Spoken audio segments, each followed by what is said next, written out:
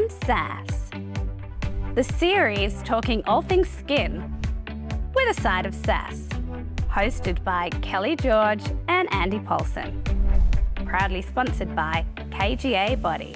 Hello everybody and welcome back to Skin and Sass TV. I'm Andy Paulson. Of course I have with me the lovely Kelly George. Hello. Hi. How are you? Good. How are you going? Good. So we have a bit of a sassy topic for you today. Hashtag trending now. We love to talk about all the weird stuff that is trending on social media, particularly when it comes to celebrities, because let's face it, they're just a weird breed of people. But there have been, there's this real trend at the moment, George. I know that you've noticed it because we've talked about it, but the whole natural, hashtag no filter. And there always is some kind of filter or face tuning, which is hilarious about the whole thing, right? Yeah, so I guess hashtag no filter became a joke, really, because then people were using hashtag no filter when they clearly had filter. And there's a filter, a really good filter called no filter on Instagram, which is hilarious. And I mean, we have been rocking the natural look now for 2 years, right, with COVID. Which is, so when we were preparing for this, and I was like, okay, so what are the actual trends for 2022? I looked, at the Bible of trends. I went to Vogue. And apparently, though, actual natural looks are back in fashion, which, hallelujah. Yes. I've been, shouting that from the rooftops for a few years now. Yeah, well, thank goodness, because I almost forgot how to do my makeup in COVID. So now we're talking natural looking, no makeup injectables, right? Well, no makeup in terms of actual makeup, but also no injectables. Okay. Right? So makeup that doesn't look like you're wearing makeup and injectables that don't look like you had injectables.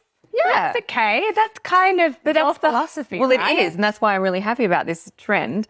But it's people always say to me, and it's so bizarre because how they wouldn't think that I do this. They're always like, oh, but you're so lucky you don't need injectables. And I'm like, that's because I've had them for 12 years. That's kind of the point. That's entirely the point. Yeah. When it's done well, right? Yes. So should we start with makeup though? Okay, let's start with makeup because it really does have a big role to play. Obviously, when we see people's curated selves on social media, a lot of it is makeup and filtering, and lighting. We're pretty attuned to the fact that lighting is important in photos these days. Yeah. Nobody ever takes a selfie in a dark, poorly lit room. That's right. We go out and find the light. Yeah, that's right. Yeah. Share the light. Share the light. Yeah, no, look, we know a good golden hour selfie when golden hour. Golden hour. But in terms of the natural makeup, I mean, the ironic thing about it is that it probably takes a lot more time to do a natural makeup than to do something that just looks like you've slapped on a bit of something. Yeah. But there are a couple of really big, I guess, mistakes that people make in terms of not looking natural. And I know that there's a couple that really bother you, Kel. Well, it's not so much, it bothers me. It doesn't really bother me, but I guess I have a unique position where I see it up close and personal. Okay. So, so many times I'll have a patient in my room and the girls will cleanse their face, and when they finally have all their makeup off, they actually genuinely look better. I'm talking women probably in their late 40s and 50s are the biggest offenders when it comes to this. I was thinking about when we're planning this episode, and I don't know whether it's because maybe the younger generation, we've grown up with makeup. Yeah. They go and get their colours blended and matched. Whereas in the older days, you would just walk into David Jones or Maya and the lady behind the counter would give you one of maybe 4 shades, and that was just all you had. Fair, beige, tan or whatever. Yeah, and that was it, right? So maybe they just got stuck in this pattern of buying the same Estee Lauder colour and they've been using it their whole lives, even though their skin has changed dramatically. So the big offenders are that women wear foundation that is the wrong colour. Okay. It's a huge ager. It just straight away, and it's always too orange. I was going to say, I see it so much, the orange. Orange, and it's crazy. And then the second biggest offender for an aging woman in terms of mistakes with makeup is too much powder. Oh. The older you get, the less powder you have to use, truly, because it sits in the cracks. And if you combine an orange foundation with too much powder, It's just way too aging. They can genuinely look 10 years older than they are. I think there was this huge trend, even back when like we were younger, and it was like no shine, like matte finish. The 90s. Remember 90s, and everything had to be so matte, like no shine, nothing. And now it's all about like a natural, dewy finish. But if you look at it, they're still using powder to lock in the foundation and everything. But then on top of it, they'll use something else. So they'll use like a highlighter, a contour. Or even just like powder that's got luminescent in it so it reflects the light differently. Yeah. So, nice. Okay. So there you go. 2 hot tips from Kelly in terms of looking natural. So so that's makeup. So when you talk about a no injectables approach, what do you mean? Yeah. So in my opinion, it's about, well, for starters, it's about skin, which I think we've been really big on. And we're called Skin and Sass for a reason because you cannot have injectables without looking after your skin. All you look like is an old person with injectables. You don't look any better, right? Yeah. So skin is skin. But when you do, as long as you've got that skin side of things happening, when it comes to injectables, it's about maintaining and enhancing what you've got. I think people go wrong by trying to change what they're supposed to be. Okay. So, when you go too crazy on trying to lift brows halfway up a brow lift is great. Don't get me wrong. A little bit of a lateral eye opening. Amazing. Perfect, youthful, lovely. Yes. But that's because we're taking you back to what you probably had 10 years ago or when you were, younger. Yeah. If you're trying to create this, Kylie Jenner weird kind of spocky that you never had in the first place, you're going to look weird. You're going to look surprised. You're going to look, crazy. Constantly surprised. Yeah. That's crazy. I mean, look, great example of this is just turn on your TV and watch Married at First Sight. Yes. Kelly forced me to watch it last night. It's atrocious. But there are some spocks all over the place there. Bad injectables. And you know what? These are young, gorgeous girls. And when they have their makeup off, they look completely different when they have it on. Yeah. And arguably they do look younger without the makeup on.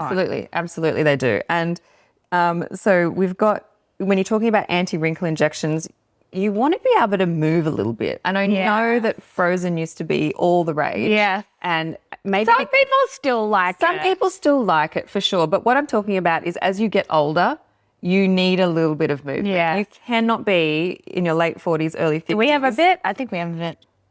I have a little bit. Yeah, I do. Yeah, there we go. Yeah. We're not even in our 50s. There you go. But, a little bit of movement because you need to look normal. And the other thing about being in your 50s is definitely from your eyes down, your skin is going to change. Yeah. So if from your eyes up you are frozen and flawless, but from your eyes down you look 50. It's kind of like painting the walls without painting the ceiling. Like it makes the ceiling look a lot really dirty. Yeah, exactly. So what we're finding in the world is that people are starting to understand that those natural approaches to injectables actually can make you look better. And some great examples. I mean, Kim Kardashian, and I know I'm only going to talk about Kardashians for a second. Okay.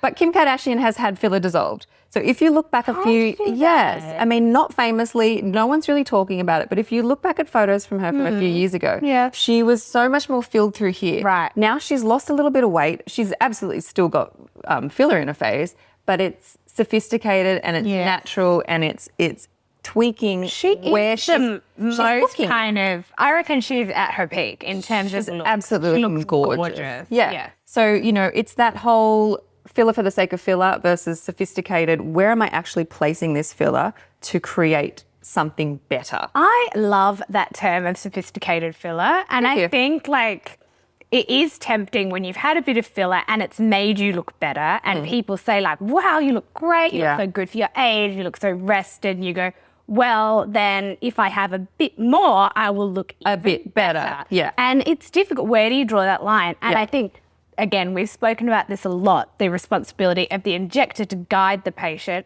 But then as well, as a patient, having the idea of a sophisticated look in your mind so that you can have that bit of restraint to look more natural versus it is sometimes just like a small tipping point between natural and overdone. Yeah, and that's where you need an injector that goes, no, actually, I can't see any true areas of volume loss right now, so let's leave you where you're at and keep working on the skin. Bit of skin tightening, get those jowls tight, make sure there's no pigmentation, make sure you've got the beautiful light reflection.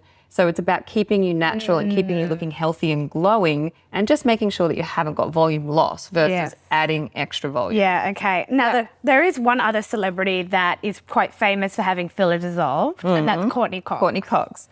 And I mean, anyone would agree if you've seen the photos before and after when she had her filler dissolved, she looks a million times better, a million times younger. And people forget that. So overfilling will make you look older. And I think the world is starting to jump on board, which is why #TrendingNow, natural results. Yay. Thank you. So, yeah. There you go. So that's it. That's it. Do we have a sassy minute for this one? We do. We have a sassy minute for you, which is, you know, in line with what we've just been speaking about. So one quick question, would you rather? So if you had to have one for the rest of your life, would you like cheeks so overfilled you look like a chipmunk? Or brows so spocked they were sitting halfway up, like last night on Married at First Sight? I'll take the brows. I know, because you have, I knew you'd pick that one. I kind of like it. I kind of like crazy #natural. But cheeks, I'm talking right up. Come on, not just like when I lift yours. yeah, that's okay. Okay. Yeah. You're I mean, it would be worse. You're saying I have to choose between the overfilled cheeks or the spock. I'm going to pick the spock. Yeah, you don't want to look like a cat lady. I actually think it makes you look like puffy and swollen, like you're going through some kind of medical treatment. Like you've been bitten by a bee? Yeah, but also like, you run like you know when people are on steroids and like they get that puffy face? It just looks unhealthy. All right. So don't do it. Don't do it. Spocking my brows. All right, guys. We'll catch you next time on Sass TV. Thanks for tuning in. Bye.